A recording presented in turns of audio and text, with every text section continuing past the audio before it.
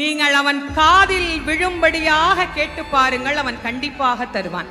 நிறைய பேர் சொல்றாங்க, நாங்களும் கேட்டுட்டு தாங்க இருக்கிறோம், எங்களுக்கு அவன் கொடுக்க மாட்டேங்கிறான் அப்படின்னா, இறைவன் வெளியிலிருந்து நாம் கொடுக்கின்ற எந்த பொருளையும் தனக்கென ஏற்றுக்கொள்வதில்லை. நானே தயாரித்து ஒன்று கொடுத்தால் இறைவன் அதை ஏற்றுக்கொள்வான். நிறைய பேர் நான் கூடையா பூ வாங்கிட்டு போறேன், நான் அப்படி அபிஷேகம் பண்றேன், இப்படி அபிஷேகம் பண்றேன், எல்லாம் வெளியிலிருந்து வந்தது தானே, நீங்களா என்ன கொடுத்தீங்க, நீங்களா அவனுக்கு என்ன கொடுத்தீங்க, அவன் கேட்பான்ல நீ என்ன கொடுத்த எனக்கு அப்படின்னு கேட்பீங்கல்ல. இல்ல இதெல்லாம் நான் தான் கொடுத்தேன்னு சொல்றதுக்கு என்ன சாட்சி? நான் காசு கொடுத்தா யார் வேணா கொடுப்பாங்க, தேங்காய் காசு கொடுத்தா வாங்கலாம், பழம் காசு கொடுத்தா வாங்கலாம், சக்கரை பொங்கல் காசு கொடுத்து செய்யலாம், இதெல்லாம் காசு கொடுத்து வர்ற பொருள்.